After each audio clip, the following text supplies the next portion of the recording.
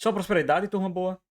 Bem, hoje eu quero compartilhar com vocês uma estratégia que eu uso no meu dia a dia para ter uma estimativa se o preço de mercado está coerente com o preço teto que eu espero.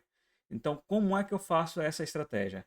Eu uso táticas simples que são analisando o passado, estimando o futuro e ainda assim aplica aqui o modelo de Gordon adaptado para fundo imobiliário, certo? Então, de forma simples aqui, o que é que eu faço o preço teto? Eu pego o dividend yield dos últimos 12 meses, tanto em valor nominal como em porcentagem, e faço justamente essa divisão do valor anual em reais pela porcentagem que ele pagou, certo? Então, isso aqui é a variação do mercado. Então, chego nesse valor aqui. Eu faço a média do Tesouro Nacional, porque o Tesouro Nacional é o considerado ativo livre de risco. Claro, a gente sabe que todo ativo tem risco, mas considerando o contexto financeiro brasileiro, o Tesouro Nacional é o que é mais seguro. Então, o que eu faço? Eu venho aqui, ó, no site, eu faço a média desses valores aqui, ó. Então, esse cálculo aqui é diário, certo? Eu somo esses valores aqui e faço justamente a média para saber quanto é que está o prêmio de risco, certo? Eu gosto de fazer isso. Tem gente que gosta de fazer o título longo, mas eu gosto de fazer pegar a métrica da média simples, certo? Média aritmética, dos 3 IPCAs. Baseado nisso, eu pego a inflação, certo? Projetada por mês, que eu venho aqui no sistema do Fox, né? Eu pego a inflação projetada, coloco aqui. E meu prêmio de risco. Olha, para iniciativa aqui eu quero pelo menos um 2% de prêmio de risco. O valor anual, que é justamente esse aqui, o valor anual em reais. E aí eu tenho um cálculo aqui que me dá a estimativa de preço justo baseado nessas informações que eu estou passando. E a terceira métrica, que é o modelo de Gordon aqui, eu faço o seguinte. Eu pego os rendimentos de todos os anos desse fundo. Então aqui eu fiz um estudo com o FI11. Eu peguei os valores dos últimos 13 anos do MXRF11. O IPCA acumulado, certo? Tem uma fórmula também, eu vou pegar o IPCA acumulado dos últimos 12 meses. Então, se aqui eu estou pegando o projetivo, certo? Boletim Fox, aqui é o real, certo? Calculado pelo IBGE. O custo de capital nada mais é do que a soma do IPCA real com o prêmio de risco, a média de prêmio de risco do Tesouro Direto, certo? E aqui que eu faço, o que eu fiz? Uma análise desses 13 anos aqui, em média, de um ano para o outro, cresceu quantos por cento? Um exemplo, se ele pagou R$ 1 em um ano e ele pagou R$ 2 no ano seguinte, então o aumento foi de 100%, certo? Então fiz uma variação fiz esse cálculo aqui, justamente com as ferramentas que a gente tem no FI11, e trouxe essa média aqui de que nos últimos 13 anos, ele em média, certo? Em média, aritmética simples, ele cresceu 4,92% de um ano para o outro.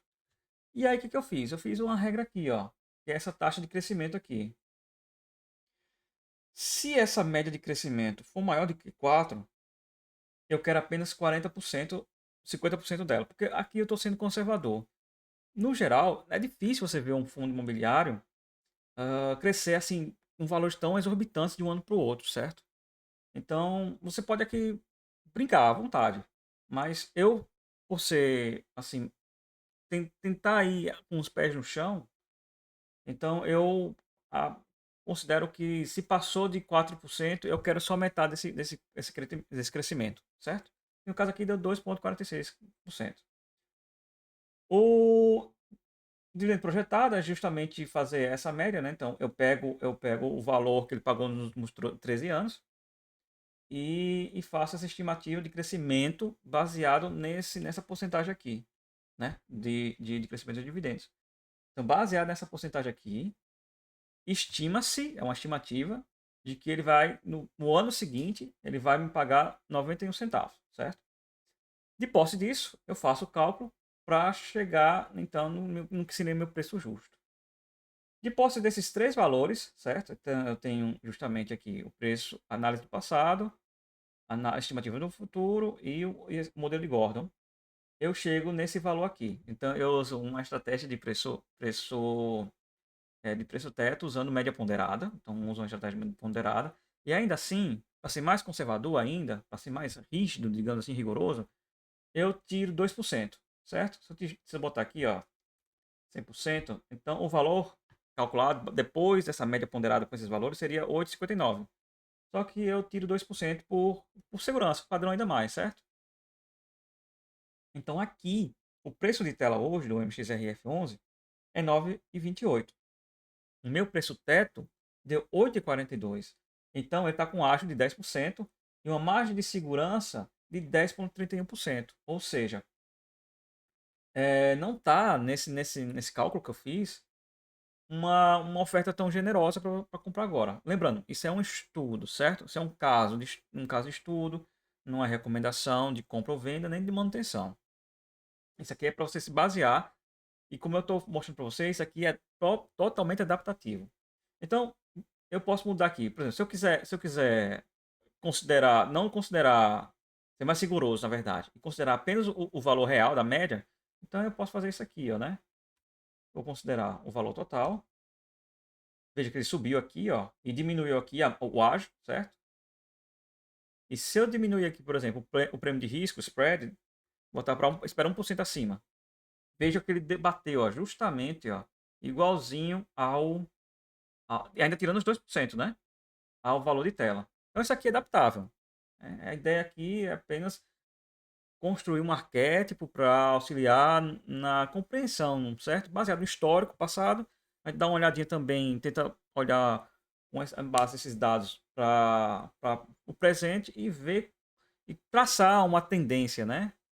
Então aqui eu queria compartilhar com vocês essa estratégia que eu uso para fazer a contabilização dos fundos de papéis, né? Os títulos de valores imobiliários de crédito. Então, essa estratégia que eu uso. Eu espero que vocês gostem. Se apreciaram essa estratégia, comenta aqui embaixo para a gente aprofundar mais esse entendimento, né?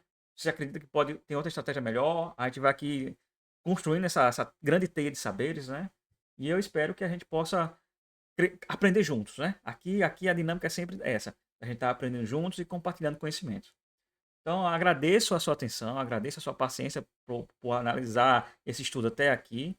Espero que você faça bons investimentos e bons estudos.